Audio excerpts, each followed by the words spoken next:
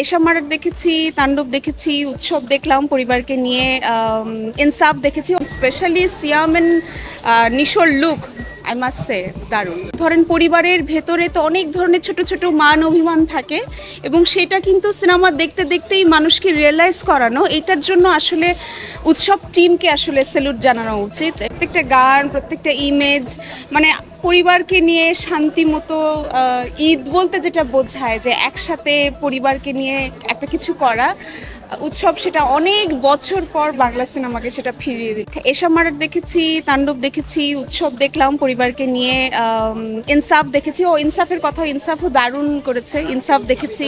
আমাদের বাঁধন অভিনয় করেছে, তো আমি খুবই খুবই খুশি, কারণ নারী কেন্দ্রিক সিনেমা তো হয় না, সেখানে বাঁধন আপা এত ভালো একটি কাজ করেছে। এবং আমি তো সাসপেন্স থ্রিলার দেখতে খুব পছন্দ করি, এবং যারা থ্রিলার মুভি পছন্দ করেন তাদের অবশ্যই এশামারও দেখা উচিত। কি বলবো, সিয়াম আর নিশো তো খুবই ভালো অভিনেতা, এবং তাদেরকে এইভাবে দেখবো এটা অন্তত আমি ভাবিনি, এবং দুর্দান্ত ছিল। এবং সেটা হলে যে মানুষ যেভাবে গ্রহণ করেছে, স্পেশালি সিয়াম এন্ড নিশোর লুক আই মাস্ট সে দারুণ।